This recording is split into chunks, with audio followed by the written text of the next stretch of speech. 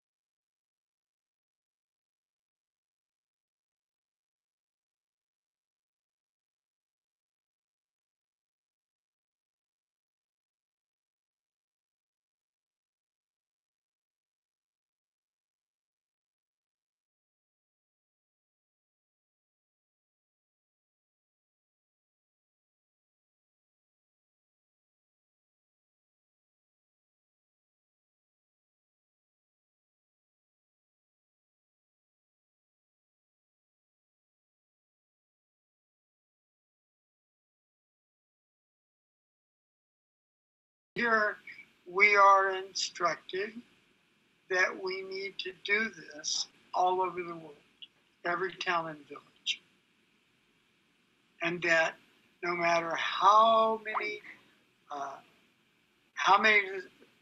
students or disciples or people we get chanting, that there is absolutely no limit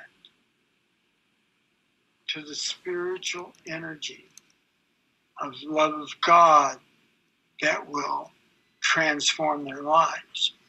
Not only is there not a limit, every time you give somebody something, you experience 100 times more that you're full of. And so now, oh, wow.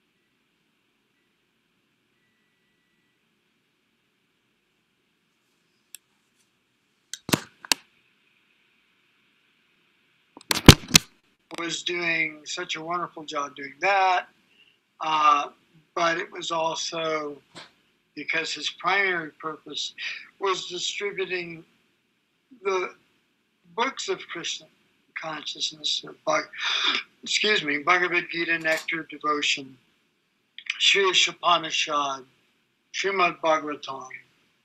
This distribution of books was what Bhaktivedanta came to do, because he knew he could speak, and how many people could hear him speak at once, or were interested in hearing him speak at once. But if he put this nectar of devotion, this happiness, this real, true reality of how we can all taste love of God into his books, then they would keep going. Other people would find them, and they would read them and become curious and want to know about it. So this is his primary mission. And his secondary mission was to encourage people of the West, and he introduced some of the Vedic culture in order for that to occur. And he ran into criticism from many people in India that he was unless you were born in an Indian body, you couldn't be a Brahmin. We were all mlechas. You know what a mlecha is? See, there's Brahmins, and there's Kshatriyas, and there's Vaishyas, and there's the serving class or Sudras, and then there's those that have no varnashram at all, and they're mlechas, meat eaters. They're meat eaters, taking intoxicants, simply dedicating their lives to nonsense. So it didn't matter to Lord Chaitanya if you were a Brahmin or a mlecha. He wanted you to experience pure love of Krishna. So one way that this was done by His divine grace was he took his more advanced disciples and various reasons. I'm not going to go into details and stuff right now, but they built wonderful, beautiful centers to attract people of the world to come and see forms of Radha and Krishna. And they had regular kirtans, and they would chant on the street, and they would have all these activities that they were told to do by His Divine Grace Bhaktivedanta. And not too long ago, I was reading some remembrances by some of the first disciples of Bhaktivedanta Swami. And there was this one boy, and he said, I hated chanting on the street. And he went on and on about how uncomfortable he felt and how he thought people were, it just was amazing. And I'm going, he never got a bit of it. He never got it. He was a disciple. He was a temple president, I believe, for a long time. But he never got it. So, Srila Prabhupada, so the Sripananda Srila Prabhupada, and some of his disciples who were his disciples before he met Bhaktivedanta and remained his disciples, and the people that he was meeting and introducing to Bhaktivedanta, like myself, who saw both Srila Prabhupada as their spiritual master, but accepted initiation from Bhaktivedanta Swami. He said, I'm not interested in quantity. The distribution of the books, we'll do what we can with that, but this is not my primary goal. My primary goal is to have people giving the holy name to everyone in the world. As many people, as many places in the world that we can find that someone will listen and will chant and will experience the nectar of the holy name. This is mine. I don't care what kind of clothes they wear. They don't have to change their clothes. They don't have to change their look. They don't have to shave their heads. They don't have to look like Hindus or Brahmins or sannyasis. They don't have to carry sticks around, except maybe to protect themselves from dogs. So and he spoke to Bhaktivedanta about it, and Bhaktivedanta was not at all opposed. He said, that sounds good. Just remember to keep, you can be a branch of the Chaitanya tree, but don't change anything. In other words, don't change the philosophy. Don't change the philosophy from understanding that there is a supreme personality of Godhead, that we are his part and parcel, that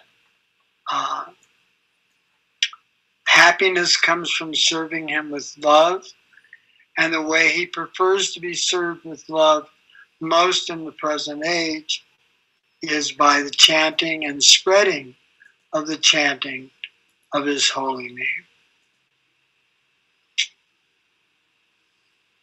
Okay. Any questions?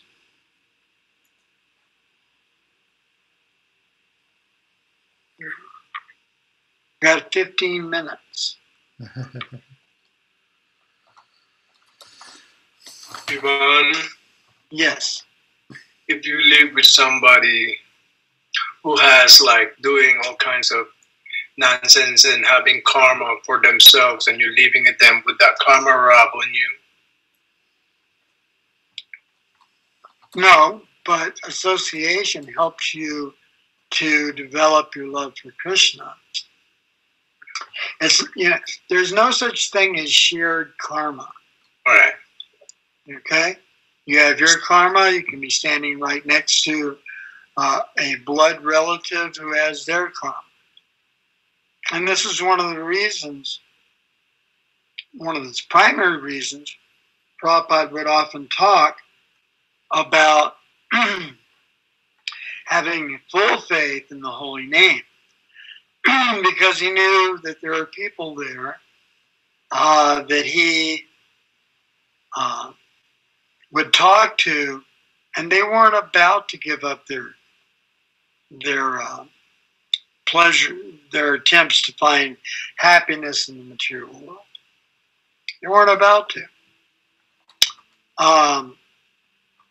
At that time, anyway. So what do? You plant the seed. You chant the holy name, and the holy name is planted. Now, the body is temporary, and the bodily relationships are temporary. But the holy name is eternal, and the Jivatma is eternal. So,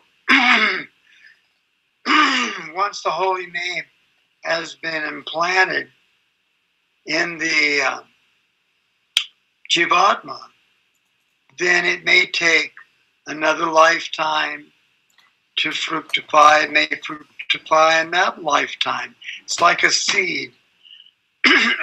We had some seeds. We just planted them last year, and we didn't even have any idea how old these seeds were. I mean, they were old seeds.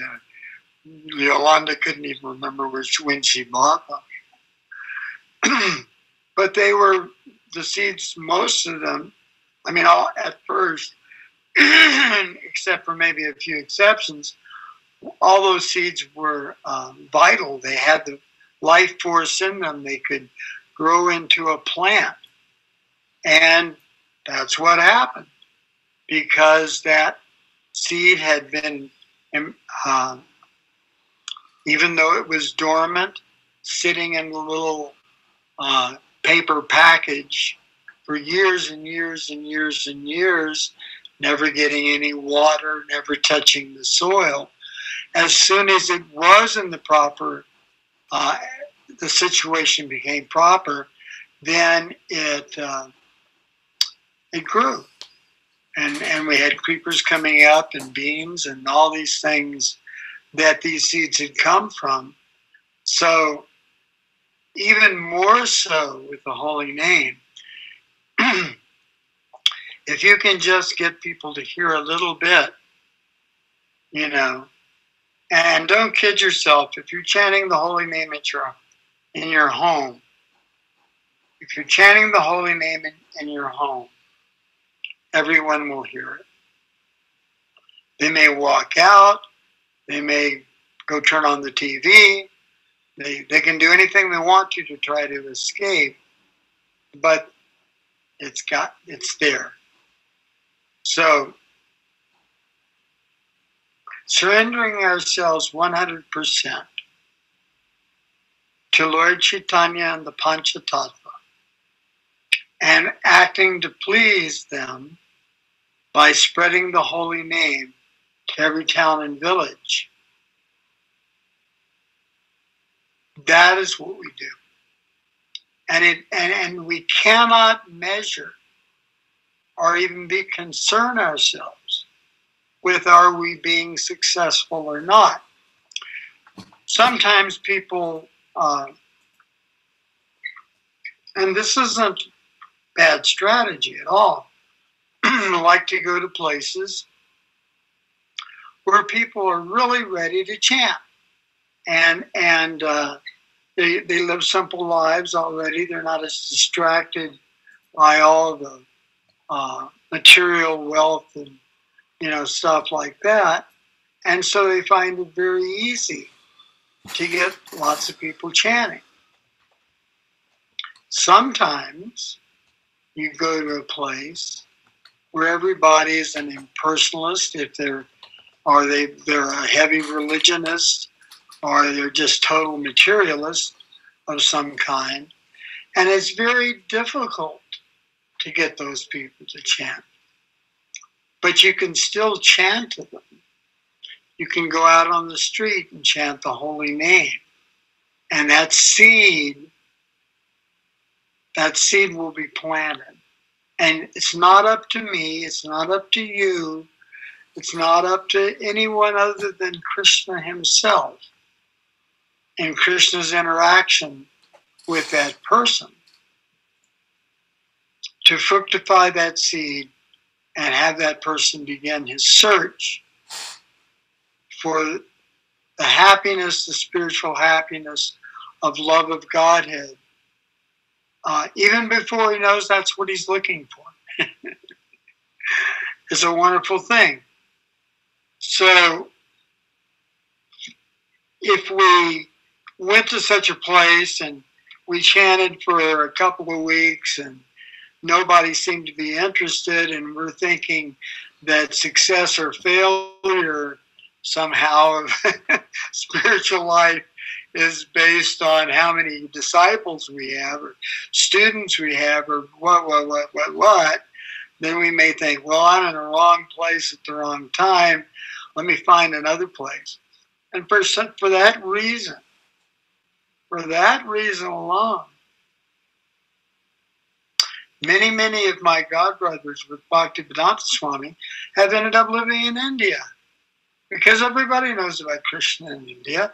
And in Bengal, it's all Vaishnavas. And Kirtan is something that's very accepted. And, you have to be a little careful because there's these professional Kirtan singers and all this other stuff. But it's easy. It's easy to have a big, huge gathering.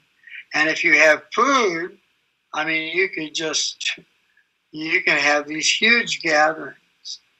And that's good. I'm not saying there's anything wrong with that at all. But that's not what Bhaktivedanta did. He was living in Vrindavan. He had a little hut in Vrindavan.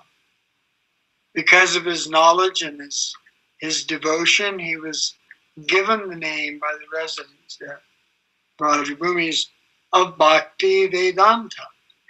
That is that person who can establish the principles of Bhakti Yoga through the Vedanta philosophy. So he was respected, had a place to stay, he would be taken care of, he was old, he had diabetes, he had other problems like that. So where does he end up going? He ends up going to New York City. And by Krishna's arrangement,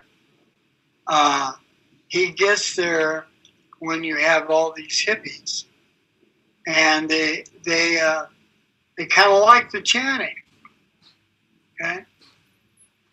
And then they start chanting, and he allows them to come and just hang out in his little place, and they come and hang out, and he cooks prasadam for them. And he takes care of himself. But after a while, some of those disciples would say, "Can I help you in some way?" And he goes, "Yes." Because he knows that if he engages them in this activity, they will experience hundreds of times more happiness than they would just self-centeredly being there, chanting the holy name for their own liberation. So in your situation, or if anybody that's in a situation where they live among people that are not interested in chanting, are not interested in spiritual life, philosophy doesn't work very well. There's not much you can do, but you can be an example and you can chant, and everything benefits from the chanting. The house itself, the akaric, the subtle energy and the place where the holy name is chanted becomes purified. Whereas if you sit and you argue and you yell at people and tell lies, it becomes poisoned. So it's kind of like, if I chant, then I can kind of clear out this one thing, and at least people will be they won't be in a poisoned atmosphere of enviousness and anger. It'll be reduced enough. But the most important thing is that seed of the nectar of devotion of the holy name of Krishna has become planted. It's become inserted. When it will fructify, you don't know. As we'll learn in the nectar of devotion as we begin to study that, because we're all given free will by dear Lord Krishna, you can do activities inadvertently or advertently that are offensive. Offensive to the holy name, offensive to the sadhus, and offensive to spiritual life. But guess what? Even though those type of activities will slow your spiritual progress, nothing is more powerful than the holy name. It will prevail.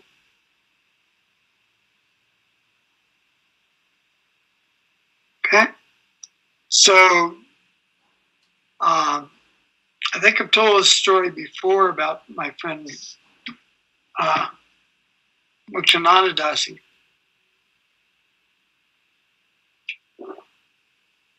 Her husband was a impersonalist philosopher who had studied in all the philosophies of India, etc., etc. And he was her guru. He was her husband. He told her, gave her instructions. And then one of her children came in contact with Srila Prabhupada and started chanting. And from that person chanting, she started chanting. So most of the children had moved out of the house, and she was chanting by herself, and she was trying to argue or have these discussions philosophically with her husband about the reality of the Supreme Personality of Godhead and our relationship with him instead of being him. And it never went anywhere. There was just a little bit of bad feeling that kind of permeated the house. So she went to Srila Prabhupada and she explained what she was having to go through. You know, it seemed like whatever she tried to help this person, he was bound and determined not to listen to her. And Srila Prabhupada said, "Leave him alone. Stop trying to be his guru. Stop trying to instruct him, you know. He's not going to respond to that. Just leave him alone." So she was telling me this story because he left his body not too much after all of this. But so she just set up, she had her own little room, kind of a garden room, beautiful little place there in Oregon, and she set it up with pictures of Krishna, and she'd go there every morning and she'd make offerings and chant Krishna's names and chant various prayers. And one day he walked in and sat down and began to listen. And she remembered her spiritual master's instructions, so she didn't say anything at all. She was just, "Nice to see you," or something like that, you know. And then day by day, he became more and more attractive because he wasn't being pushed to accept something he wasn't ready to accept, but he was being influenced by her devotion, and therefore indirectly by Srila Prabhupada's devotion. And he was being influenced by the power of the holy name of Krishna. So that he never became a disciple, but he did become a devotee of Krishna before he left his body. What was the magic? She was not a scholar. She's just a nice woman that had about 5 kids, very pious, very gentle.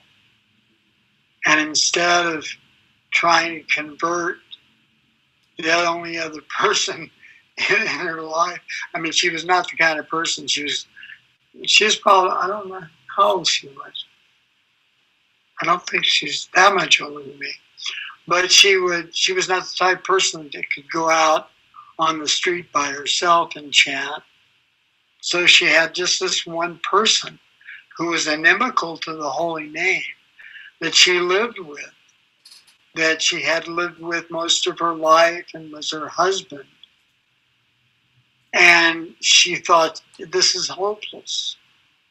He will never be, he's like an enemy of Krishna. But by inquiring from her spiritual master and following the instructions of her spiritual master, she was able to help him become a devotee of Krishna. That's a wonderful thing. Okay?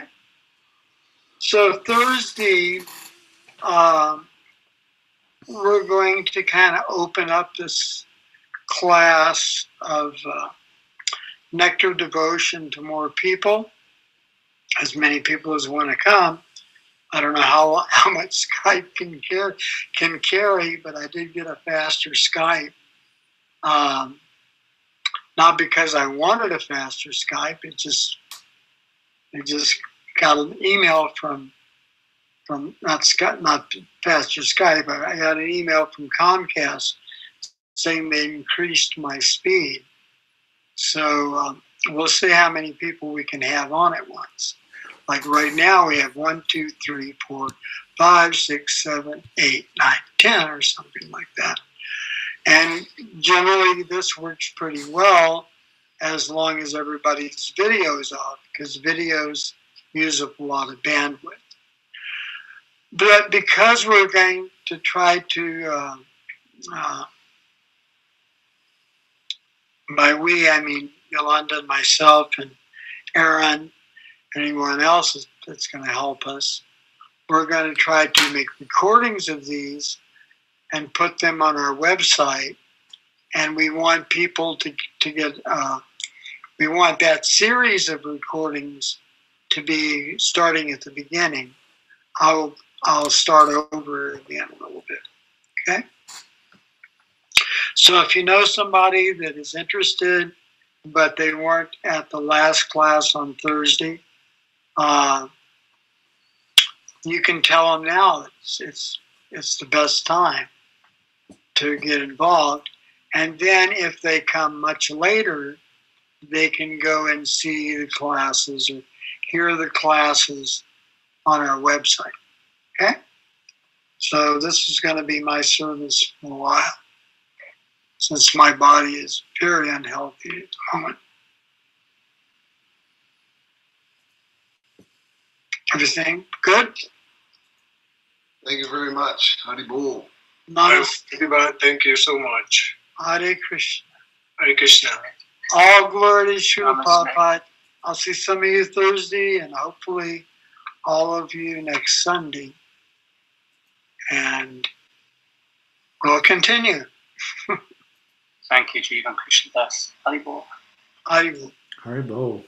Thank you very much. Hari Bol.